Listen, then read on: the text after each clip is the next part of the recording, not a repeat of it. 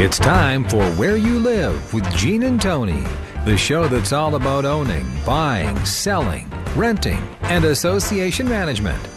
If it involves a home, we'll talk about it. Here's your chance to get your homeowner questions answered. From the Concierge Landscape Studios, here's Gene and Tony. Needed the shelter of someone's arms, and there you were. Needed someone to understand my ups and Good morning. Welcome to Where You Live with Gene and Tony. I'm Gene Sullivan. And I'm Tony Crockett. How are you, Gene? I'm great. That's good. This has been some past week. Let me tell you. Yeah, A lot going on. Last week we were talking to our listeners about some of the pending legislation in Minnesota, up at the Capitol. And this last week, there were a number of us that were there to testify and to talk at a hearing about one of those pending legislations, and we're going to update our listeners about that a little bit later in the show. We've got a couple of guests who one other who was also there too, so that you're in the know with what's going on, so that you can stay active. We had a lot of people, a lot of listeners who started contacting their legislators as a result, and so that was great. Good. But we want to make sure that we give them the latest, greatest news, so that they can be the most effective. We are also going to be talking today and updating another story we talked about maybe a month or so ago.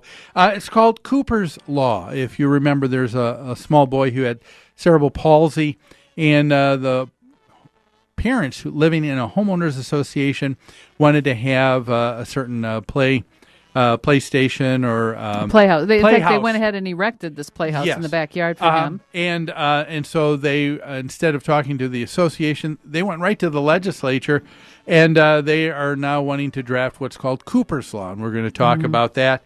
But we also are going to begin with our first piece, which is going over to the state of Colorado. Lawmakers there are saying that homeowner associations just aren't transparent, and there are more laws that need to be in place. And so, without further ado, we bring to you Property Management in the News.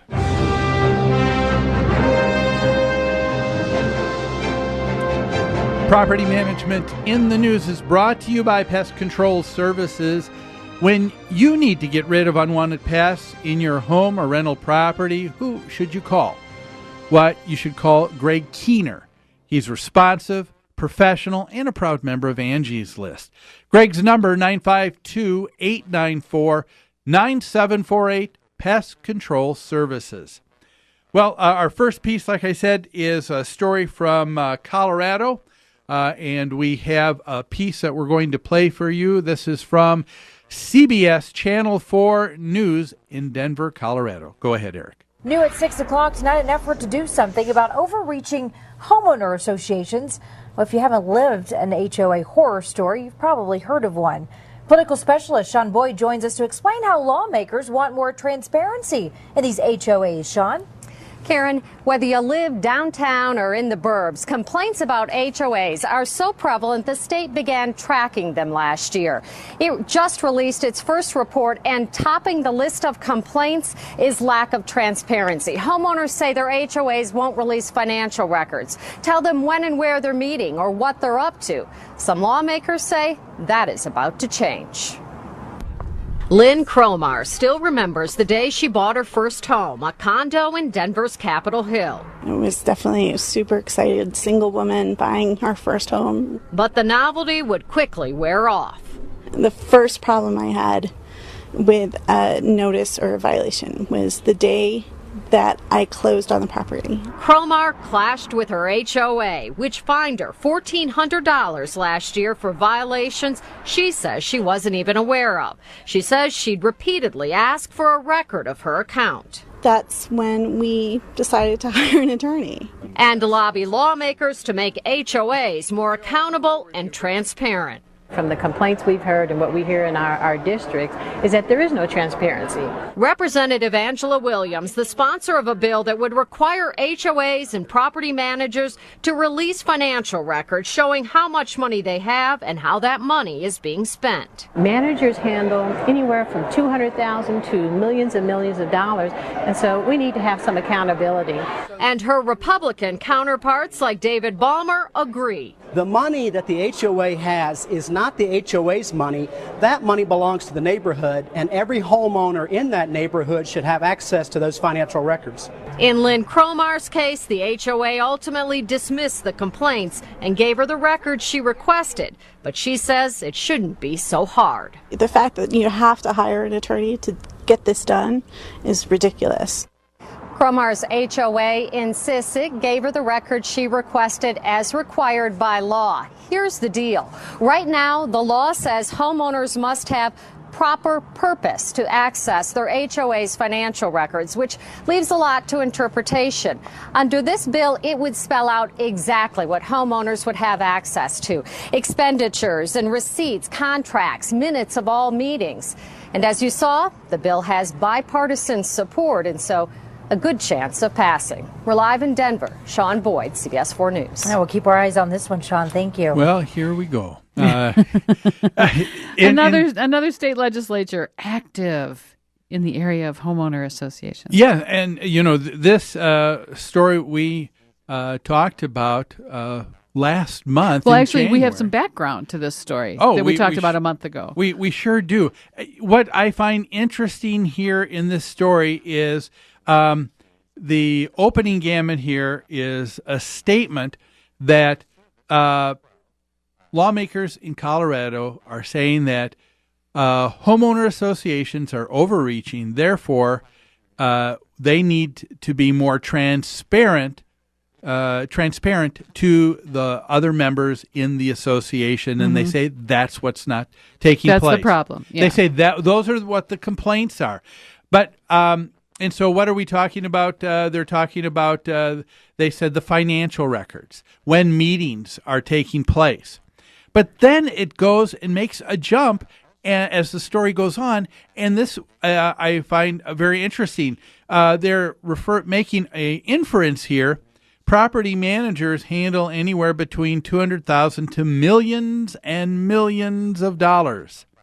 We need to have accountability.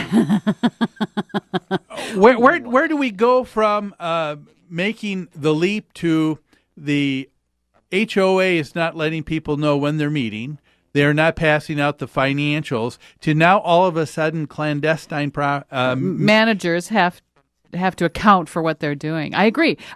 What struck me about that was, once again, in legislators' minds, HOA equals property management. There's so much they see it as really one and the same. They don't know that the property manager works for the HOA. The other thing they're always glomming together, or no, I don't know if you would say they're separating this or pushing it together. They keep making a distinction between HOAs and the homeowners that live in the community. Yes, they do. Like those are two different things, and they are not. They are the same thing. That's they just right. said an HOA has to answer to the members, the people who live in the community, and has to be more transparent. You're talking about the same group of people. That's right. The HOA is the members. The homeowners. The members are the HOA. That's right. And neither one of those are the property management company. That's right. Okay, we got that straight. And one thing that I do know, being a part of a management company, and that is, I do not know any client anywhere that allows us to freely handle $200,000, let alone millions and millions of dollars. How about $2,000? Not even $2,000. There are. I mean, with most property management contracts, the amount of money that the property management company has authority to spend might really surprise people. It's probably no more than $500 to $1,000, not 200,000, That's right. and definitely not millions and millions. No. And you're talking about spend on behalf of the HOA. That's right. At the discretion of the manager. We like to have a little bit of money to work with in case something comes up at the last minute or an emergency occurs that needs immediate cash, right? Yeah. Otherwise, we're just spending money at the direction of the board and their budget. That's right. The only money that you're right. The only money that generally is spent is the money that has already been noticed by the board of directors and approved as something to go to paying their invoices. So what do you think about this, Gene? It also says in this story, the complaints about HOAs are so widespread that Colorado began tracking them last year, and topping the list of the complaints is a lack of transparency. Yeah, I find this astonishing because, we went over these numbers that came from this office in Colorado. The HOA Information Office last month released their numbers, didn't they? And we looked at them. We looked at them, and to me, it's surprising that other people can look at these same numbers and come away with such different results. And we're going to talk about those after this break. We're talking about the need for more transparencies with HOAs. Is it necessary? What do you think? We're going to take a break now. We'll be back after these messages.